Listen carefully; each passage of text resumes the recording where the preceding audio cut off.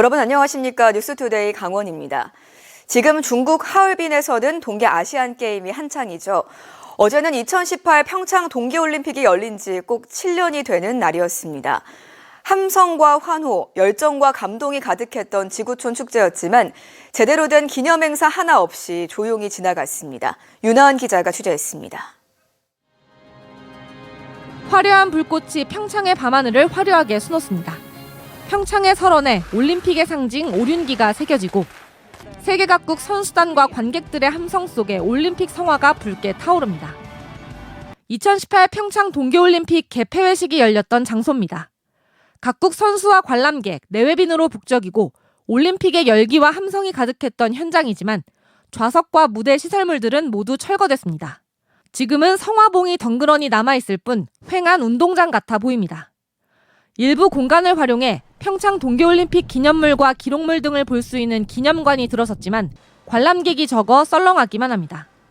어차피 TV에서만 보잖아요, 이런 거를. 그래서 저 동계올림픽 보는 거 좋아하거든요. 보니까 좀 진짜로 이걸 한 게 맞구나. 그 실감이 좀 났어요. 2018 평창 동계올림픽이 열린 지 꼭 7년이 됐습니다. 하지만 올해는 별다른 기념행사도 없이 조용히 지나가는 분위기입니다. 지방 재정이 녹록치 않은 상황에서 자체 행사 예산을 편성하기 부담스러운 측면도 있고 정부 지원금을 받을 명분도 없다는 게 평창군의 설명입니다. 하지만 3번의 도전 끝에 동계올림픽 유치에 성공하고 지구촌 축제를 치러낸 평창 주민들은 허탈한 마음까지 든다고 말합니다. 많은 사람들이 와가지고 왁작지껄하고 사방에 대관령이 막 북적거리고 이랬었는데 그 함성이 지금은 너무 썰렁하고 언제 그걸 했나 싶을 정도로 좀 조용한데 아쉬움이 많이 남는 그런 계절이 2월달이 아닌가. 평창 동계올림픽 기념관 관리와 유산 사업을 담당하고 있는 2018 평창 기념재단은 구성원끼리 사진을 찍는 등 조촐한 행사를 가졌고 강릉 올림픽 뮤지엄은 스탬프 이벤트를 여는데 그쳤습니다. 하나된 열정으로 뜨거웠던 2018 평창 동계올림픽의 감동이 이대로 잊혀지는 건 아닌지 지역에서는 아쉬움의 목소리가 커지고 있습니다. MBC 뉴스 윤하은입니다. 지난 2023년 4월 10일에 발생했던 강릉 경포 산불이 발생 2년이 다 돼가고 있지만 아직도 적지 않은 이재민들이 임시 컨테이너에서 살고 있습니다. 이제 곧 여러 가지 지원책들이 끝나기 때문에 강릉시도 추가 대책 마련에 분주합니다. 김인성 기자가 취재했습니다. 눈발이 날리는 추운 날씨 속에 피해목을 베어낸 자리가 유난히 휑합니다. 2년 전 산불 피해를 입었던 이 마을엔 당시 이재민들에게 급히 지원했던 임시 컨테이너 124동 가운데 아직도 98동에 이재민들이 살고 있습니다. 90대 노모를 모시고 살고 있는 전영자 씨도 여름엔 타는 듯이 덥더니 극심한 한파가 몰아치는 요즘 얼어붙을 듯 추운 컨테이너에서 지냅니다. 모든 걸 전기로 해결하는 임시 컨테이너. 춥지 않았던 11월 전기료가 21만 원, 이달엔 50만 원이 훌쩍 넘을 전망입니다. 지난해엔 수도가 꽝꽝 얼어 고생한 기억에 올해는 미리 담요와 각종 보온재를 총동원해 수도관 동파를 겨우 막고 있습니다. 담요 갖다 덮고 그 외에 비닐하고 그 꽁꽁 묶어서 그래놨더니 올해는 안 얼었어요. 다 제가 됐죠. 다 제가 됐지. 진짜 두 번 다시 안 생각하고 싶어요. 근데 가끔가다 생각이 안 날 수가 없지. 자꾸 나지. 최양훈 씨는 당시 모두 탔던 펜션을 수십억 원 빚을 내 다시 지었습니다. 새로 지은 펜션을 돌아볼 때마다 화재 당시 모습이 떠올라 아득해집니다. 한전을 상대로 피해 이재민 70여 명이 소송을 벌이고 있지만 아직 공판 기일조차 잡히지 않았습니다. 보상이 나온 것도 아니고 지금 다들 자기 자비로 해서 빚에 빚을 또 내서 지금 영업을 하고 있는 상황이죠. 네, 그런 상황입니다. 소송하고 계시는 건 어떻게 진행되고 있어요? 법원에서 아직 첫 공판 기일도 안 잡힌 상황입니다. 강릉시는 현행 임시주거용 조립주택 운영 지침에 따라 당시 이재민들에게 지원했던 임시 컨테이너 사용 기한을 1년 연장했는데 오는 7월이면 2년 만기가 다가옵니다. 이 때문에 이재민들을 상대로 실태조사를 해 오는 6월쯤 감정평가를 하고 이재민들에게 매각할 계획입니다. 6월 달에 그 감정평가를 통해서 이재민들이 원할 경우에는 우선으로 수의계약으로 처리를 하고요. 그리고 한 30여 동은 향후 우리 강릉시의 재난을 대비해서 재사용할 계획으로. 또 LH가 마련해준 주택에 이주한 이재민들도 4월부터는 순차적으로 지원이 끝나기 때문에 다양한 후속 조치를 검토하고 있습니다. 2년간의 계약 종료가 되면 또 나가실 분들도 있지만은 또 그렇지 않은 분들에 대해서는 저희 시도 LH하고 좀 주거 연장이라던가 거주 연장을 통해서 좀 이분들한테 최대한으로 좀 지원할 수 있도록. 유난히 추운 날씨가 이어지고 있지만 각종 지원책이 끝나는 2년이 다가오면서 강릉 경포 산불 피해지는 더 추운 겨울을 나고 있습니다. MBC 뉴스 김인성입니다. 우리나라 1인당 연간 쌀 소비량이 통계 작성 이후 최저치를 기록하면서 늘어나는 쌀 재고의 해법으로 전통주가 주목받고 있습니다. 최근 100% 국산 쌀로 만드는 전통 증류식 소주가 인기를 얻으면서 생산이 크게 늘고 있습니다. MBC 충북 이승준 기자입니다. 전통 방식으로 만든 누룩으로 약주를 빚어오던 이 업체는 최근 증류기를 들여와 증류식 소주 생산을 시작했습니다. 기존 약주에 비해서 이제 선물로 하기가 유통기한이 기니까 선물도 하기 좋으시고, 또 요즘 또 추세가 좀 증류주 갖다가 뭐 칵테일도 만드시고. 최근 전통주 업계의 큰 흐름 중 하나는 증류주 생산이 많아진 것입니다. 10년 전 43곳에 불과하던 증류식 소주 업체는 지난 2022년 155곳으로 늘었습니다. 증류주 시장은 한 20% 정도로 추산되고 있는데 성장하는 속도나 이런 것들이 다른 주종에 비해서 증류주가 제일 높다고 생각을 하고 있거든요. 증류식 소주의 성장세는 쌀 소비에도 도움이 되고 있습니다. 쌀로 밥을 지어 막걸리를 만들고 이를 증류해 소주를 만드는 충주의 한 업체. 이 업체가 지난해 술을 만드느라 소비한 지역쌀은 88톤에 이릅니다. 충주의 초중고생이 한 해 급식으로 먹는 쌀 213톤의 41%에 해당합니다.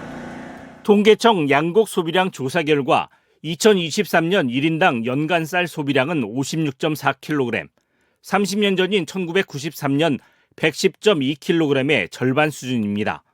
1962년 통계 작성 이후 최저치입니다. 쌀을 이용해서 다양한 가공품들이 나오지만 대부분은 밥을 대체하는 제품들이 많았습니다. 증류주 같은 경우에는 기호식품으로서 밥을 먹고 난 이후에 마신다거나 해서 조금 더 소비가 확대될 수 있는 그런 부분들이 있다고 생각합니다. 실제로 전통주 등 주류 제조에 쓰이는 쌀 소비는 지난 2023년 기준 전년보다 62%나 증가했습니다. 우리나라도 전체로 보면은 5%에서 10% 정도 돼요. 문제는 대부분 이것이 수입쌀인 겁니다. 그래서 우리나라 쌀을 사용하기 위해서는 이 고급 주류 문화인 전통주 시장이 커져야 되고요. 증류식 소주 시장이 커질수록 지역쌀 소비 효과도 커집니다. 시중에서 소비되는 소주는 대부분 수입 농산물로 만든 희석식 소주지만 전통주로 분류되는 증류식 소주는 100% 국산 쌀만 사용합니다. 전통 증류식 소주가 대중화돼 희석식 소주 시장의 10%를 대체할 경우 약 쌀 5만 톤의 소비가 가능해 우리 농산물 소비 확대와 농가소득 증가에 기여할 수 있을 것으로 생각합니다.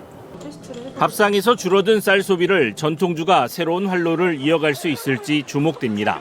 MBC 뉴스 이승준입니다. 제22회 전국장애인 동계체육대회가 내일부터 14일까지 강릉과 평창, 춘천에서 열립니다. 이번 대회에는 아이스하키와 컬링, 쇼트트랙, 알파인 스키, 스노보드, 크로스컨트리 스키, 바이애슬론 등 7종목에 선수와 임원 1000여 명이 참가합니다. 강원도에선 7개 종목에 59명의 선수가 출전하며 지난 대회에서 거뒀던 종합 3위 이상의 성적을 기대하고 있습니다. 대회 개회식은 내일 오후 4시 강릉 라카이 샌드파인 리조트에서 진행됩니다. 김진하 양양군수에 대한 주민소환 투표가 오는 26일 실시되는 가운데 찬반 투표운동이 본격화되고 있습니다. 더불어민주당 속초 인제 고성 양양지역위원회는 군수 퇴진에 반대하는 측에서 보낸 것으로 추정되는 거짓 선전 문자가 살포되고 있다며 선관위는 투표의 공정성을 훼손하는 문자메시지 살포자를 즉각 조사하고 검찰에 고발해야 한다고 주장했습니다. 민주당 측이 공개한 문자 메시지에는 이번 투표가 특정 정치 세력과 민원인이 정파적 이익과 사익을 위해 사전 모의한 것이라며 투표에 참여하지 말기를 호소하는 내용이 담겨 있습니다. 주민소환투표 찬성 측은 26일 본투표에 앞서 오는 21일과 22일 사전투표를 홍보하는 한편 거리 방송 차량과 SNS 홍보, 각 기관 단체 간담회에서 투표 참여를 호소하고 있습니다.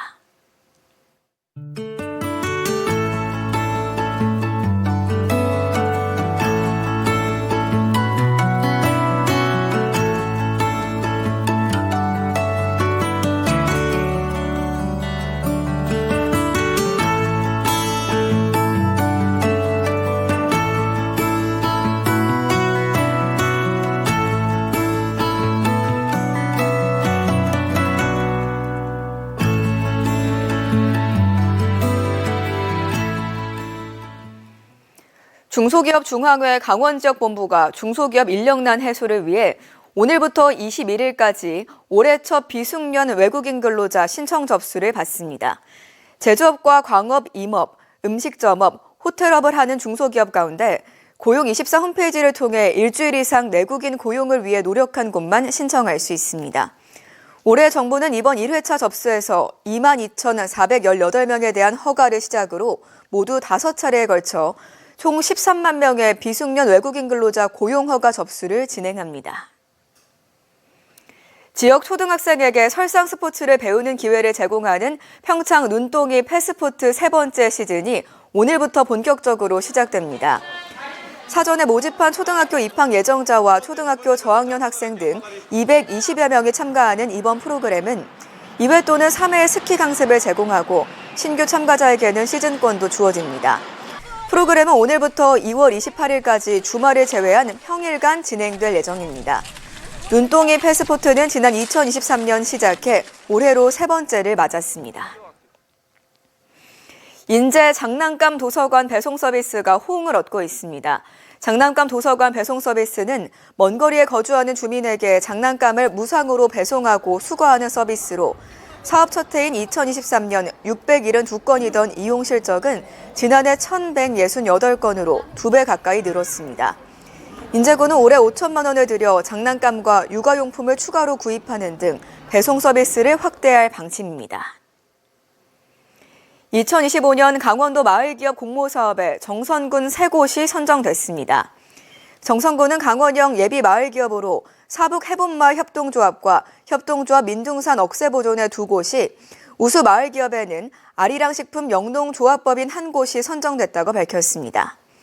예비 마을기업으로 선정된 2곳은 각각 도비와 군비 2천만 원을 지원받고, 우수 마을기업은 이달 중 행정안전부 심사를 거쳐 최종 확정되면 국도비와 군비 등 모두 7천만 원의 지원금을 확보하게 됩니다. 행정안전부는 매년 지역자원을 활용해 일자리와 소득을 창출하는 마을기업을 선정해 지원하고 있으며, 지원금은 제품 개발과 기반시설 구축 등에 사용됩니다. 원주지방국토관리청이 해빙기를 맞아 집안이 내려앉거나 구조물 붕괴가 우려되는 건설 현장을 점검합니다. 다음 달까지 강원권 건설 현장 80곳을 대상으로 안전사고 대비 상태 등을 파악할 예정입니다. 강원 뉴스 마칩니다. 시청해주신 여러분 고맙습니다.